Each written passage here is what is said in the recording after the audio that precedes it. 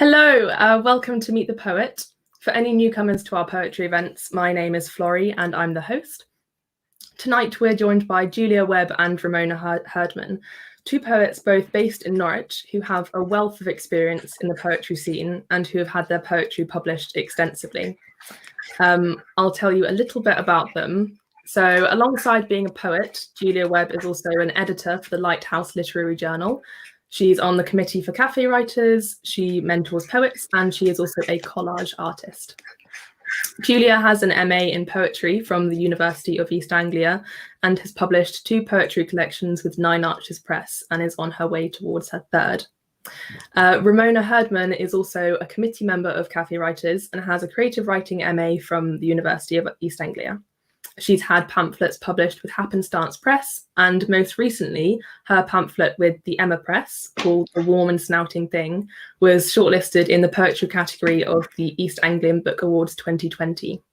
I'm delighted to have them both here tonight, so let's welcome Julia and Ramona to the stage. Hello, hi both. Hi. How are you both doing tonight? Good, looking forward to the conversation. Yeah, me too. Me too. Thank you for joining us.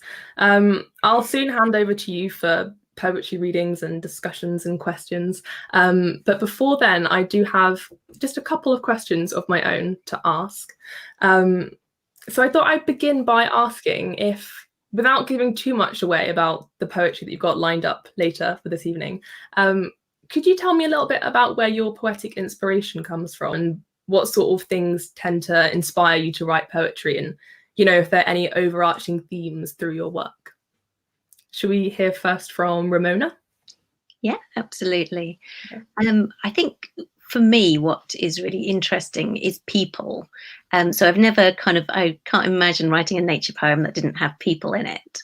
So my poems are really about the way we try and communicate with each other, the distance between us. So I'm really interested in misunderstandings and playing with language.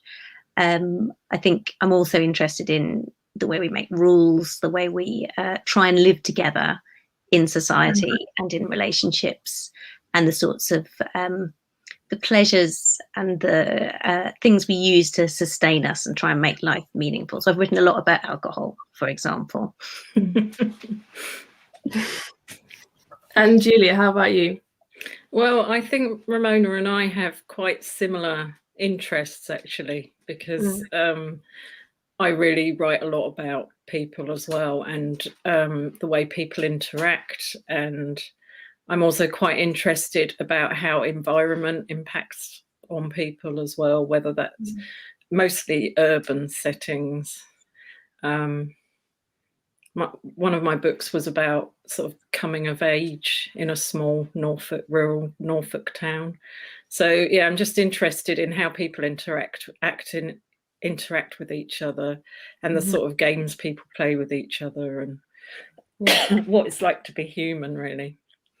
That's very fascinating. My second question is quite a big one, so I don't know if it's daunting to answer, but I wanted to ask what the purpose of poetry is for you. For some people it's a love of language, some people it's a mode for expression, or the idea of performing and getting your work published. Is there a particular thing that drives either of you with your writing and why you do it? I think poetry is about truth, really. Not truth like necessarily writing about things that have really happened, but I think the purpose of when people read poetry, if it resonates with you and you get you recognize something in it of humanity, I think that's really important. Absolutely, yes. I've heard it said that people write who aren't necessarily very good at expressing themselves in speech, which I wouldn't say about all writers, but I think it is true of me that I write in order to try and make sense of the world for myself, really, and to understand what I think about things. And hopefully through that, my writing is useful to other people in how they think about the world as well. Okay. Well, I think it's time that we heard some poetry. I will just remind everyone watching at home that we would love it if you got involved with asking any questions or, sending in any comments that you have. There is a live chat function on YouTube and Facebook. So just type anything in and I will try to bring up as much as I can. But first, we're going to hand over to Julia for a reading of a few of her poems. So over to you, Julia. Hi, thank you. I'm going to read mostly from my book Threat tonight, which is my second collection, which is published by Nine Arches Press. So I'm going to start with a domestic poem. She was a biscuit barrel, or barrel-shaped at least, as he kept reminding her. The bucket he kicked splashed lemony water up the wall. Her face, a crumpled tissue on the floor. The dog was whining outside the locked back door. The TV was querulous and mundane. The shopping was waiting to be packed away. The kettle was whistling on the stove. A child was shuffling on their bottom down the stairs. She was a biscuit barrel, though whether empty or full was unclear. He was a barrel full of vinegary homemade beer, his contents leaking out across the floor. A child had shuffled down the stairs and let the dog in. In the other room, the TV blared. The shopping was defrosting in the pushchair's tray. The kettle was still whistling on the stove.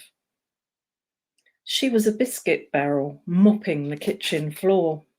He was cursing the kettle and the dog, shouting through to turn the TV off or else. His mood was vinegary and cold. The shopping was scattered across the floor. The dog was whining in the hall. A child was crying in the downstairs loo. The house was quarrelsome and sly. So I'm going to read two more poems in this half, and I grew up in a small rural town in Norfolk called Thetford, which was a London overspill town. And these poems are part of a sequence of poems about growing up there. And this first one is about, we used to hang out a lot in toilets when I was a teenager, sort of hiding from people and putting on makeup and stuff like that, and smoking. And it's after a poem by Jen Hadfield, which was what inspired it. Bus station toilets. Meet me at hideout, hidey hole, hidden, our own little kingdom.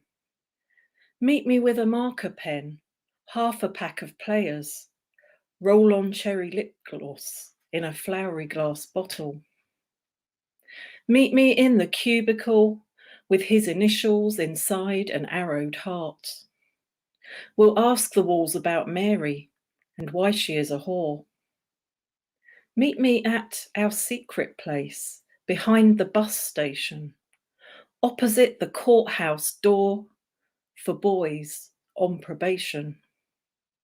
Meet me at damp cement, Isle, Jay's fluid. Meet me by the cracked sink and the broken soap dispenser. Meet me at Tears Fall, conference, rain shelter, conference room. Meet me there as soon as you can and tell no one where you're going.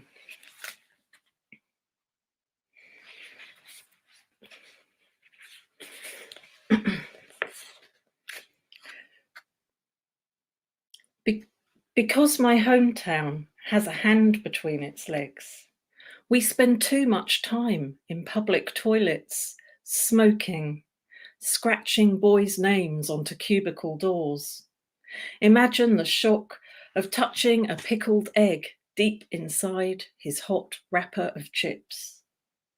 No myths here, only rumours, streets you can't walk down because you've been warned off. Boys, it's best not to look at. Spaces find you. The concrete slope under the road bridge, the shadowy space beneath the walkways at the bottom of the flats. You'd rather lie through your teeth than confess your sins. You might get a good hiding, or your friend would stop being your friend. There's a spy hole in the wall of your best friend's bedroom, through which her brother watches her get undressed. Shake off the boy on the push bike at the edge of the estate. Make sure your mum's friend never gives you a ride home alone. Thank you. That was great, Julia. It's lovely to hear when you kind of select a small number of the poems from the book and read them together and the resonances between them. And I think those three together bring out one of the main themes of threat for me, and also reflect really interestingly on what you were saying before about poetry being about truth. Because I think that thread I was talking about is about writing about women's experiences, and some of the experiences that women have that are kind of hidden away in the home or in the toilets, and that don't get spoken about very often. And I just wondered whether that was something that you intentionally thought about wanting to write about that experience that isn't talked about, isn't considered very often, or whether it came about naturally. I think I did. I don't think I deliberately thought this is what I'm going to write about. I think my writing is a bit more organic than that. So themes emerge when I'm writing, but I am interested in those experiences that aren't talked about. I find that those kind of things really fascinating. And the reason my book is called Threat is because it felt like as you in the transitional years from child to adult, that there is a lot of threat to young women, actually. And some of that comes from men, but not all of it. Some of it is from other girls, and it's stuff we don't talk about very much. The stuff that happens in the shadows, which I find fascinating, really. Absolutely, yeah. And I think the escalation of that last poem you read works really well on that, ending with your mum's friend, and you're kind of thinking, how old exactly are these girls? Something else I wanted to ask you about was the way you use repetition and playfulness in some of your poems, even some of the poems that kind of got very serious themes in them. So the Biscuit Barrel poem that you started off with, I love the way that the images and the words come round and round again in that poem, and it reminds me a bit of a kind of exploded sestina in a way. It's kind of got a chaos to it with the repetition, which works really well. And I wondered if you could talk a bit about either about that poem or in general how you use form. Yes, mostly I don't write in particular forms. I have got a few poems that are in form, but and with that one, when I took it to a workshop, a couple of people said to me, "Oh, you should make it into a sestina," but I felt like it needed to be slightly more organic than a sestina. But I felt the repetition in it was really important. I didn't want to, in fact, I think it had maybe less repetition in the first draft, and I added some more in, because I think repetition and half rhyme and stuff, it works well with serious subject matter sometimes, I think. And some of my poems, people think they're funny. They sort of have a humor to them, which I don't think I really intended, but I think it not exactly makes it more palatable, but it's I think I've read poems that are really about really heavy subject matter that are just really heavy, but I think sometimes they're just too much, and you switch off from it. Whereas doing it like this, you've sort of, hopefully the intention is that you stay more engaged with it, but there is this kind of serious message as well, if that makes sense. Yeah, absolutely. I think is that tell the truth, but tell it slant, isn't it? Like, I think if Yeah. that poem had just been, he said horrible things to her, then they would be a lot less exactly. engaging than actually imagining this biscuit barrel in this awful situation. And I think with that poem, the repetition really kind of gives you a sense of the claustrophobia of that home, and that these things happen over and over again, like it does in relationships. You kind of fit into these patterns, don't you? Yeah. Yeah, there's a really good poem, I can't remember what it's called, but in Jackie Safra's collection, Dad Remember You Are Dead, which is about a meal, and that has a sort of rhyme scheme and repetition, and it just works, and it's really horrible. What is quite a revolting poem in some ways, but you just kind of stay engaged with it because it has this sort of it's sort of driven on by the form. Hello. Thank you for a fantastic reading, Julia. I've just got a couple of comments to share with you so far. We've got Kevin Turner saying that he loves the powerful humanity of your poems. And then John Sullivan has said, I found adolescence a threat in itself. So your work is clearly resonates. People relate to it. So thank you for a wonderful reading. We're going to hear from Ramona next. So over to you, Ramona. Thanks, Florrie. Yeah, I think the poems I have chosen hopefully follow on quite well from some of the themes that Julia and I were just discussing. So the first one's called Comeuppance. Comeuppance. The girls walk down the train aisle in glittery eyeshadow and vest tops in April. The creepy old men are watching them, and they like it. There is an aura of self-consciousness around them, like dazzle off a pool at twilight, thick perfume. They could be 14 or 16. How could we not look up from our laptops, we in our suits or cardigans? I want to fight the man who makes an ouch face to himself, watching their departing bottoms, as if it was funny. I have a hurt in my stomach for it. As if I was someone's mother. I want to fight off the world for them. And I remember the sudden novelty of making adult men feel something, of stealing some of their power, making a ripple in the world. I remember my mum asking if the boys wouldn't put their hands up a skirt that short. It had never occurred to me that anyone could without my say-so. I want to tell them they have every right to bare their lovely bare arms, their ideal shoulders, no matter how cold it is out.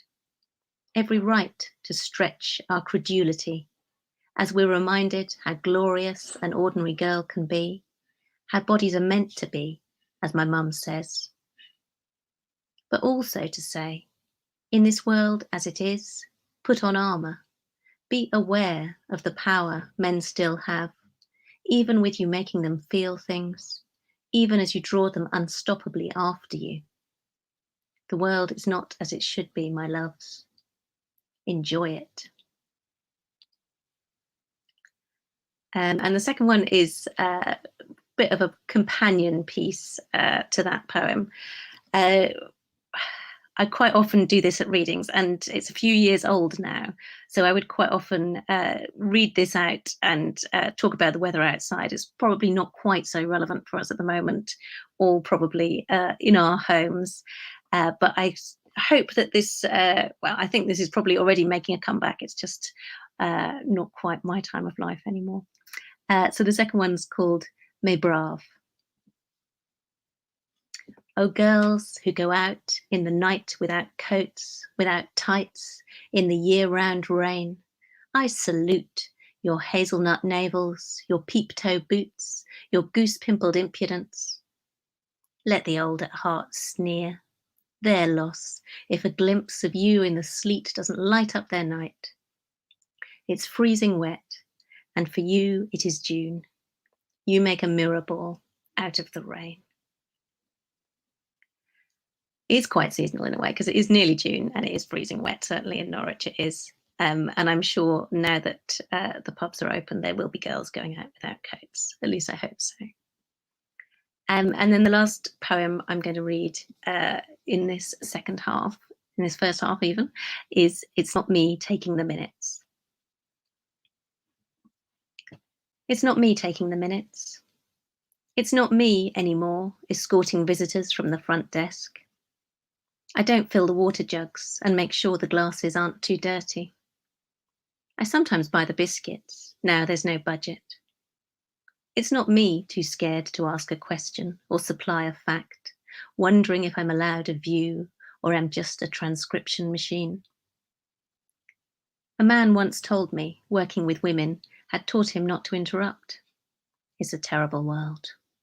I told him working with men had taught me to keep on talking slightly louder. Try interrupting, and you'll get to see the flying galleon belly of my argument as I lift off cathedral high over you. Don't dare to talk over my people, including the young woman taking minutes, who is well on her way to wherever she wants, who could take your eye out with her wit. The meetings are my meetings now.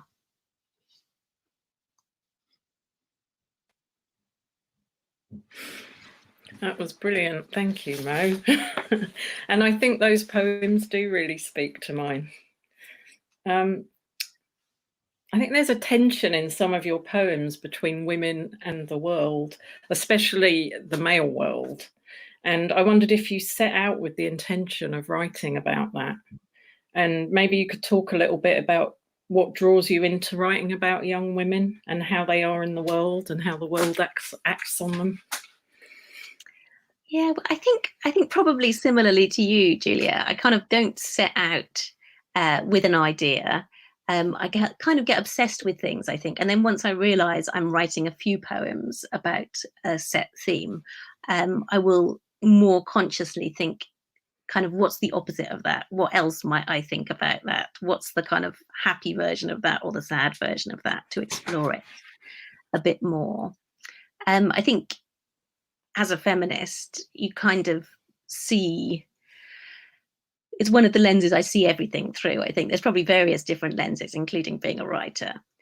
But I quite often happen upon things in life. So comeuppance, I used to, in the pre-COVID times, I used to spend a lot of time commuting on trains. And there was this kind of odd time period sometimes when commuters were coming home fairly late and girls were going out, well, young people were going out fairly early. So I kind of observed the first scene in that poem and it kind of grew from that. But I think as an artist of whatever kind, you're probably we all talk about what we see of the world and kind of put our opinions down. And I think I do feel that there is a tension between women and the world still, and particularly that we're not at gender equality yet. And there's lots of places where women are struggling. And by telling the truth about that in our art or in our everyday life, we can make a bit of a contribution to that. And I think also as I kind of move into midlife, it's quite natural to reflect on earlier days. So I've written quite a lot of poems about my own experience as a young woman.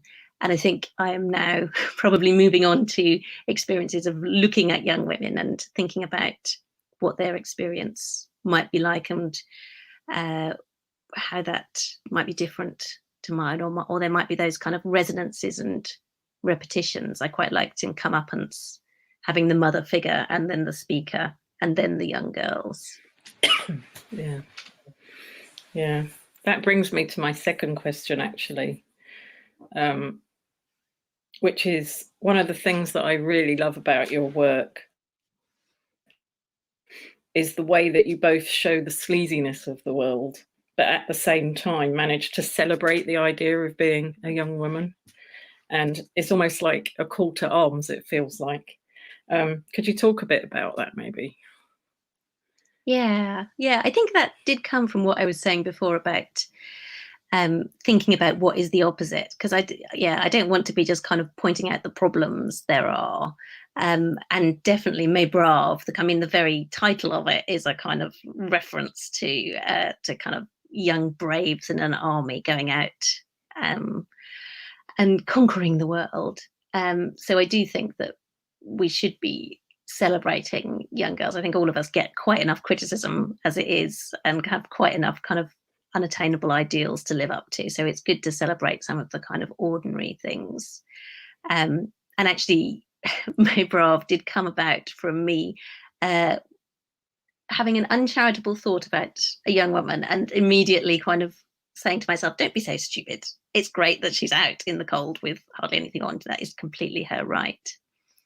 And I think with Comeuppance, the very end, the enjoy it, is kind of really important to me as a twist in that poem, that feeling like, okay, the world isn't perfect. You could kind of sit around and bemoan the fact that the world isn't perfect, or you could actually just say, okay, it's not perfect. I'm going to make the best of it. I'm going to go out and grab it.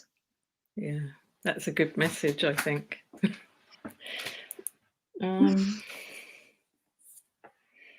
I think you've actually answered my next question already which was about, that motherly feeling towards them. So it's quite interesting. Oh, Florrie's here. I almost don't want to interrupt because this is such a fascinating conversation and I'm really enjoying just hearing you guys talk about it at such great length. But we've got just a couple of comments. We've got lots of wows and amazings coming in, which is very encouraging. And then we've got one comment by Karen Francis, who has said, love the placement in time and place from details and the growing sense of life from the underbelly and its ever-present dangers, which I think is a really beautiful comment, and I thought you might like to hear. And then someone else is saying that they are loving this format, you guys chatting. I'm loving this format, just hearing you guys chat, and loving the time to properly explore the work. So thank you to you both. It's probably time to move on to the next reading, which is Ramona again. So I'm going to sit back and enjoy. And over to you, Ramona, for your next reading. Thanks, Florrie. So moving on to some kind of slightly more recent poems in the second half. So some of these have not yet been published in book form. So I think, as I was saying, one of my obsessions is about how we relate to each other, relationships, whether that's individual relationships or relationships in society. And obviously over the last year and a bit, that has changed quite a lot. And I think we've all been thinking about closeness and the kind of closenesses that perhaps we miss, or perhaps some of us are in too close confinement with some of the people in our houses sometimes. So I've got a few poems on that basis. And the first one's called I've Not Yet Met a Bear, But Do Believe. I've not yet met a bear, but do believe I'd love to lean my head on one's rib cage and feel the heat and meat and the bone sieve holding in the slob of guts it needs to live. I think the bear would be quite like a horse, recalling the ponies whose hairy hearts I used to charm round a dressage course. And the ponies themselves were just like my cats, thoughtful and dignified little louts, making the best of the lives they'd been dealt. As am I, all of us peering out of the lairs of our various fleshes, and I'm willing to dare. It would be up for a cuddle with the average bear. And then the next one, more kind of anthropomorphized animals in a way. So this one's set in the voice of somebody who's, well, again, this is kind of pre-COVID times actually, because it's somebody at home on their own waiting for their partner to come home. Nightheart. You're late. I glum in the dim. Home on my own. Night rain on the roof. You're later. I fume and feed my sulks fire with little broken sticks of your thoughtlessness. Hours go on, and my unanswered texts get less brusque, more hysteric. I get littler in this big bed. My sulk goes out, and all I've got is the drip and plop of my heart like the rain on the glass. Heart like a dolorous frog out in the mud. Fat glob of meat singing a croak, calling its love, or calling some big-beaked fate to spear it out. One of these nights it'll happen, one of us dead. Come home, drunkard, pleased with yourself till tomorrow's bad head. Come home safe, come home love. And then the last poem I'm going to read for you tonight is another one from the Emma Press book, which I couldn't resist once Florrie told me that you were going to have the PowerPoint slides with the poems up, because this is a shaped poem.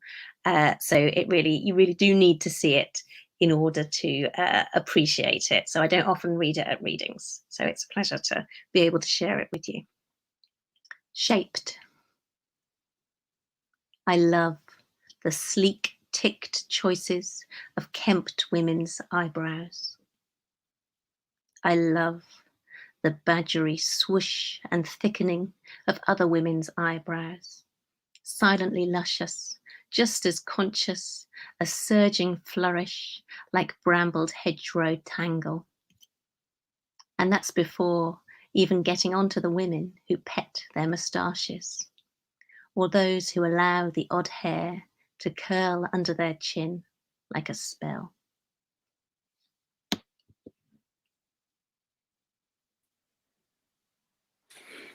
That was amazing. I bet there aren't many poems that mention women's moustaches. Wow. So I wonder if you can talk a little bit about the humour in your poems, because I think they manage quite deftly to be both serious, looking at the big stuff, and humorous at the same time. And maybe also about the fact that there's so many animals in them, because I've realised hearing them read that you, like me, love an animal in a poem that isn't really an animal. Yes. Yeah. I do think humour is really important, and I think it's a bit like what you were saying before, Julia, about kind of coming slant at things. I think I have a bit of a horror of boring poems. I think there are quite a lot of boring poems out there, and I think one way of avoiding being boring is to inject a bit of humour. There was somebody at the recent Stanza Festival, I think it was John Glenday, who did a little kind of writer's craft video in which he was saying that that any poem is a bit like a joke, because it's that moment of connection between the writer and the reader where you have to make a little bit of a surprising leap to get to the punchline, which I thought was a really interesting way of showing that point, about how a poem shouldn't tell too much, that it should leave some room for the reader to do some work and to fill in some of their own experience and their own thought, which I suppose a joke does in the same way, or at least a good joke. And I also think that, I think we've talked quite a lot about truth tonight, and I do totally believe that poems need to be true in the kind of heart truth rather than the literal truth sense. But I think they kind of need to be things of pleasure as well. And that pleasure could be like disgust, or it could be surprise, or I think something that makes you laugh is a good thing. So I feel if I can shape a poem that makes people laugh and makes people think, then I'm really pleased with myself. Also, maybe, I guess, I have a slight English embarrassment about some of the big topics. So sometimes making a joke is an easy way in for me as well as for a reader. Yeah. I haven't said anything about animals, have I? I don't know what the animal thing is. I think maybe they're just such classic symbols, aren't they? They've been used so much. Yeah. I don't know. Do you have a theory about animals? Because you use animals quite a lot as well. I do use animals quite a lot. They just seem to pop in like without me really even thinking about it. But I think it kind of gives you permission to be more funny or more like you can be braver with an animal, I think, than you might necessarily be if you were, so like if someone's a sparrow, they can be more, you can make them more horrible than if you were naming a person in a poem and saying. Yes, that's true. Yeah. And I don't think I could write a poem about cuddling a person, thinking back to my bear. Yeah. So it kind of frees you up a bit, I guess, doesn't it? To be more playful, actually. Yeah. Yeah, I think so. Which is interesting, isn't it? Yeah. The third poem that you read was in quite an unusual form. Would you like to talk a bit about that? Yeah. So that poem actually came from an exercise when I was on a writing course. And we were given, I can't remember which, we were shown a kind of concrete poem in a form and given the challenge to write one ourselves. And I kind of just really felt like I didn't want to write something just for the sake of fitting it into a shape, which is why it's called Shaped. And it's very much about the things we do to our body hair, or the things women do to their facial hair, and kind of what is acceptable and what isn't acceptable. So that was a really kind of good way into me, where I felt like the form is doing something here that is really intrinsic to the subject matter. And I wouldn't kind of feel it was a finished poem if I'd used exactly those same words, but I'd set them out in a more conventional way. And I think it kind of goes back to what I was saying before about the poem being a kind of object of pleasure and a kind of formed, crafted thing. I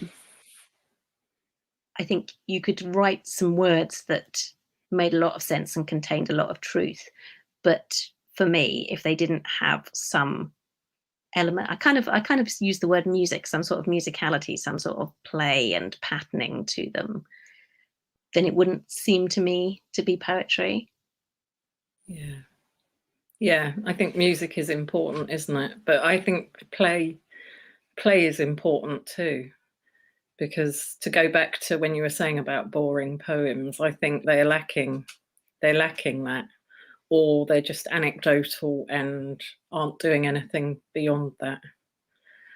Whereas and I think humour does that too, but there's a fine line, and I think you balance it really well, because some poems that set out to be humorous often aren't very good, are they? So it's a bit of a balancing act, isn't it? Absolutely. You quite often write about relationships, and again, slantwoods is the word that comes to mind. What draws you to that subject matter? Oh, it's hard to know sometimes, or I find it hard to know myself, like kind of why am I obsessed with the things I'm obsessed with? In my professional life, actually, in my kind of day job away from poetry, I work on loneliness, which I think but that's only been for the last few years, and I think I've been writing poems about relationships for a long time before that. I think it goes back to what I was saying before about I find people fascinating, not all people, but most people in general, and I am kind of constantly amazed by the fact that we have so much in common, and we have such sophisticated ways of communicating with each other through language, but in other ways as well. And yet there is so much room for misunderstanding. And there's a lot of evidence that shows that for almost all of us, our kind of relationships with other people are the defining factor of how happy we are. I think after your health, that's the thing that makes the most difference in your life. So I think it just seems to me to be absolutely central. Laurie's going to come back on now. Hello again, it's me. I actually had a question to ask about that third poem, Shaped. Just hearing you describe it before you read it, saying that you don't usually get the opportunity to perform it because the shape is so important. How do you feel that applies to like your poetry in general? Do you feel like you write poetry that's designed to be performed or more read off the page, or does it not really occur to you when you're making it? It doesn't occur to me when I'm making it. I think I just get into making it as good as it can be. But then I think you get to know from doing readings, some poems I think just come across better when they're read out loud than others. So there's plenty of poems that I've published that I'm really proud of and that I think stand up really well on the page and people enjoy on the page, but wouldn't necessarily work very well at a reading. Yeah, it's an interesting distinction, I think. But it was a beautiful poem. I really loved it. And got more comments coming in from people. Gosh, where do I begin? Anne Perrin has said, lovely explanation about using humour. Suddenly realised that I've been smiling most of the time during this session. Brilliant discussion as well as poems. So very nice to hear. Lovely. And then Karen Francis says, yes, great to hear how the connections flow from thought to crafted piece for you. I think that's quite a nice insight for these sorts of things, is seeing what is the thought process behind writing the poems, because so often you get the book and you have to figure out a lot yourself, or take from it what you can. But it's really interesting hearing you both talking in depth about the thought process behind it. We've got a couple more comments that I might just see if I can squeeze in. Cara Louise Jones says the second set. So I think Ramona, this might have been your first set. That did feel that the level was in juxtaposition to the typical feminist aesthetic, and it was lovely to hear. And also that animals are an anthropological extension of our human selves, which I think is really nice. I think it's lovely. But I think it's time that we hear from Julia. So Julia, it's your second reading. We'll hand over to you and enjoy reading your poems. Thank you. I'm hoping I've got them in the right order. So I'm going to read a couple from Threat in this half, and then a newer one, which is in my third collection. So this, to go along with the theme of animals, this poem's called Horses, and I wrote it not really knowing what it was about, and took it to a workshopping group, and somebody said, well, it's clearly about teenage boys. I think I wrote it a while ago when my son was a bit younger, and I would sometimes come home and they would be all these big gangly smelly teenage boys in the living room with the curtains shut playing video games.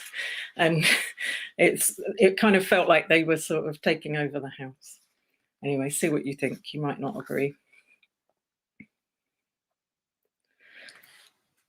Yeah, it's the right one, isn't it? Horses.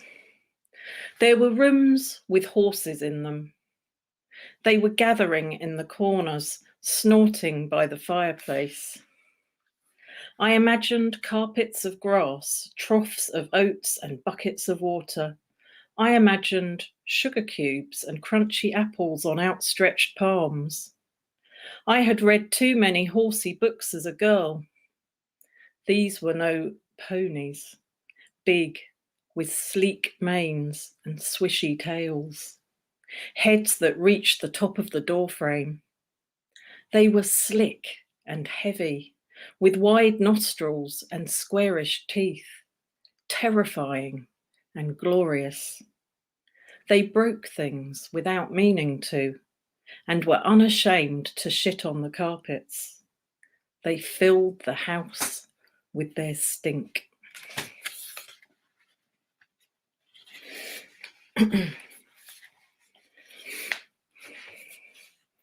So the next one is I think it kind of fits a bit with lockdown poems, actually, because it's about relationships, whether that's with a partner or a child or whoever you happen to share a house with, and those little things that really bug you.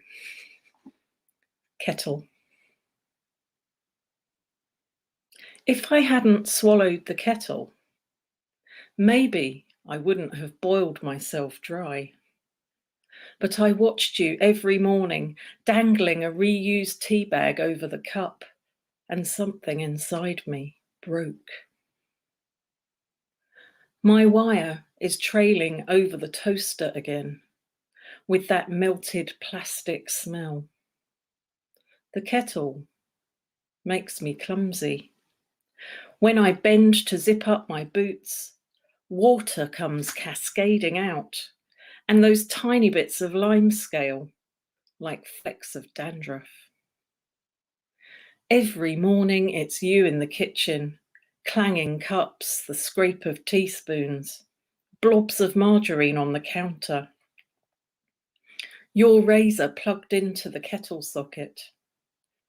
My gauge is so scaled up. There's no telling what my capacity is.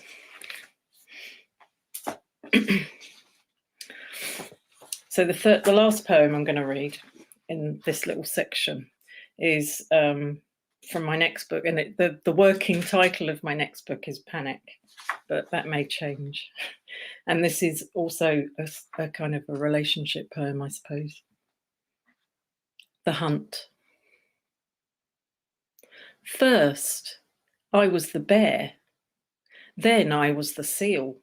And you, my dear, were the hunter, of course, all blunderbuss and harpoon. Then I was the lobster, and you were the trap, the water already boiling before I had reached your parlour.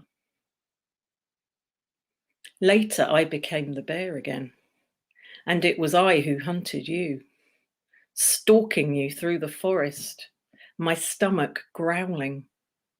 But you ran up a tree. When I had become a marmalade cat and you were a field mouse, I pounced on you in the field behind the garden. When I had finished playing with you, I crunched up your bones.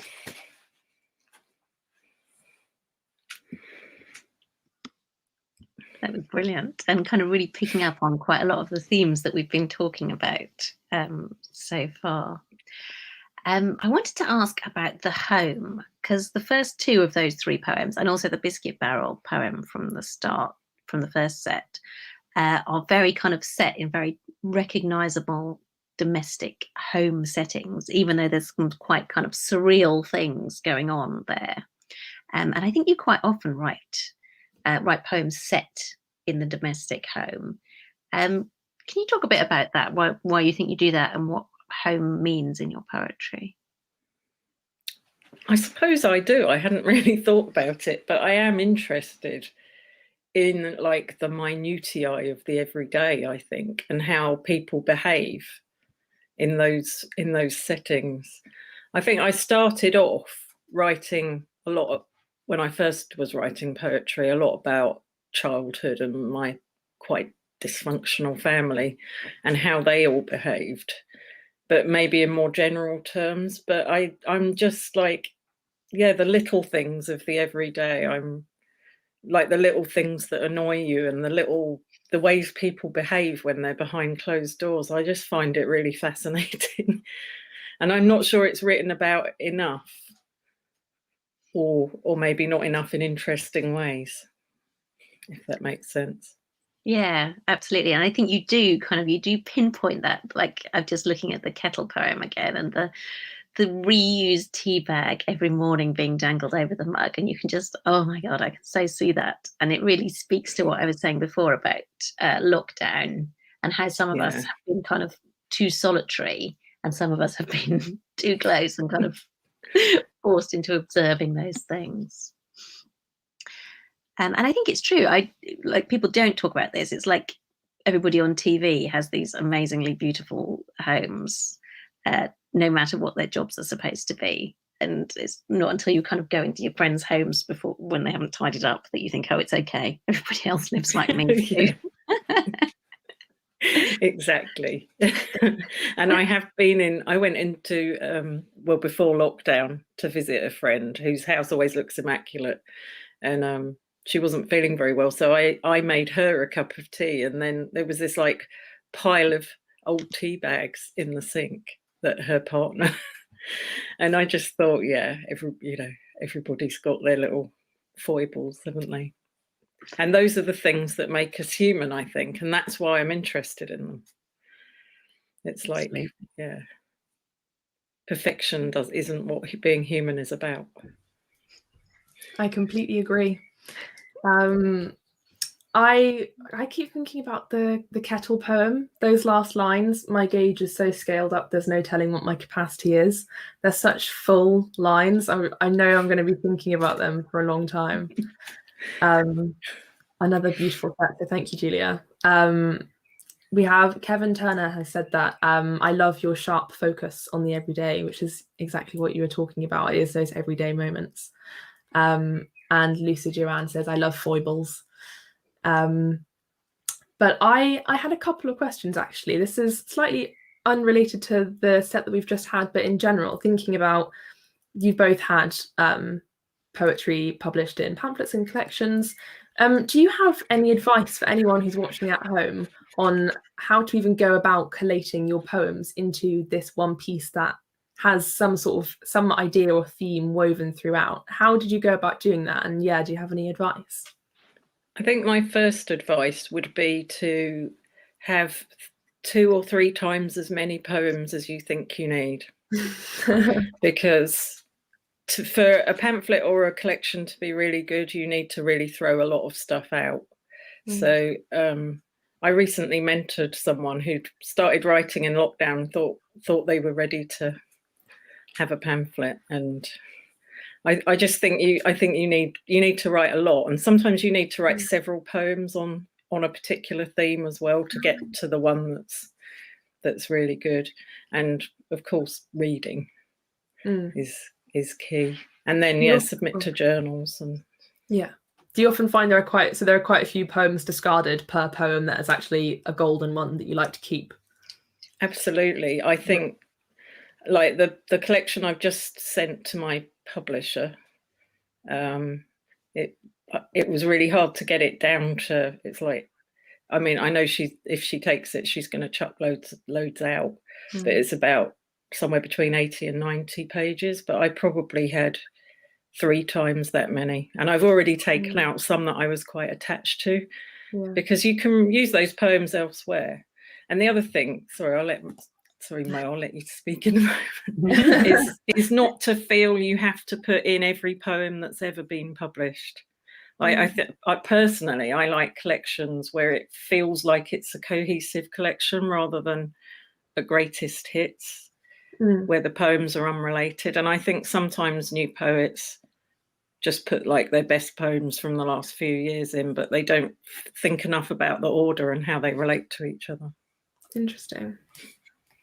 Yeah, I'd really agree with all of that. And I would say, think about yourself as a reader of poetry and look at, kind of really study some of your favorite pamphlets and collections and think what's good about that. And I think, I'm not sure I've ever read a book where I've thought, I wish there were another 10 poems in here, but I've quite often read a book where I think this would be so much stronger if you took 6 poems out. I'd rather read 40 pages that were amazing than 40 pages that were amazing and 20 pages that were a bit meh, really. And there's some great courses out there. Heidi Williamson, who's a Blood X poet, I remember years ago, she ran a one-day workshop on structuring a collection, which really helped me think through how you can kind of weave several themes together and kind of alternate between different light and heavy and different forms. And I remember talking to Emma, my publisher of my latest pamphlet. She said something which made my submission stand out from others was she felt it was really balanced. Like it had that balance between light and heavy and longer and shorter poems. Yeah, because if you're writing on a heavy theme, it can be a bit much if there's like 40 poems about suicide or something like that. Like you need something. I mean, that doesn't mean you have to have jokey poems in there, but you need some lightness, I think. Also, what you were mentioning sort of brings me nicely onto another question that I hoped I would have time to ask, which is, talking about being readers of poetry, not just writers, and how reading is so important for your own writing. This is quite sneaky of me because I have sprung it on you, but do either of you have any poetry recommendations, anything that you're reading at the moment that you'd particularly like to share with our audience at home? Well, I just finished Pandemonium by Andrew Macmillan, which I thought was outstanding. I was really looking forward to it. He's a poet that I really like. So that's one that I've read just this week. It's sort of so it's still at the front of my mind. I've just read Lumen by Tiffany Atkinson. Oh yeah, that's great. Another Norwich poet. Her latest collection. That all her collections are really good, but Lumen's the newest one, so definitely recommend her. Well, this is good for me. It's, as I said, it's quite sneaky, but it means I have now new poetry that I can go and look for. So thank you for your recommendations. We have time to hear just one more poem from each of you. So I think up first we're going to be hearing Ramona's last poem, which is To Death in the Afternoons, Please. Could you just explain a little bit about it before we hear it? Yeah, absolutely. So this is a poem from my first pamphlet bottle, which is themed around alcohol and addiction. And A Death in the Afternoon, it explains later in the poem, but Death in the Afternoon is a cocktail that Ernest Hemingway invented. So it's the poem is, it's about alcohol and bereavement. I think that's probably enough of an introduction. Wonderful. Okay, over to you then. To Death in the Afternoons, Please. Dad, now you're dead, you scare me. Every time I think about stepping into traffic, I think of you building your glass castle, corner shop whiskey bottle by corner shop whiskey bottle.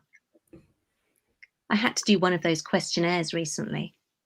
How many times in the last month has your drinking stopped you doing things you needed or wanted to do? I put 0, Dad.